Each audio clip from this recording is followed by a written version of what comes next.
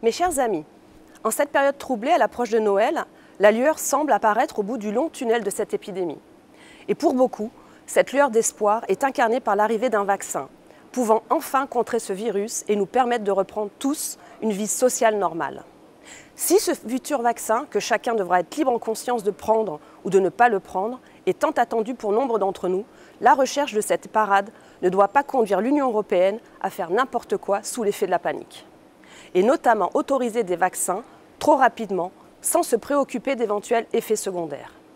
Exemple le plus frappant, c'est le scandale de l'achat en masse par la Commission européenne du Remdesivir pour plus d'1 milliard d'euros, alors que toutes les études ont fait apparaître son inefficacité. Concernant les vaccins, qui auraient pour l'instant démontré leur efficacité, le vaccin Pfizer devrait obtenir son accréditation puis sa validation par la Commission européenne dans les prochains jours. Le vaccin Moderna, lui, est actuellement en cours de livraison à la population américaine et devrait être disponible pour la population européenne début janvier. En même temps, la secrétaire d'État belge à la protection des consommateurs a révélé, alors que c'était interdit, les prix des différents vaccins que va acheter l'Union européenne et a montré ainsi une différence de prix énorme entre les différents vaccins.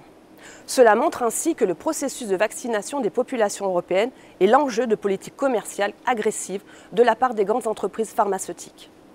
La Commission ne doit pas oublier sa mission de protection des consommateurs, même si cela fâche les lobbyistes pharmaceutiques.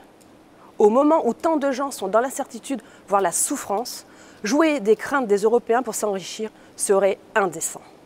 Mais pire, on vient d'apprendre que le gouvernement français, dans sa loi d'urgence sanitaire, envisage la possibilité d'une obligation vaccinale. Nous sommes attachés à la démocratie et aux libertés et nous devons lutter contre cette dérive insensée.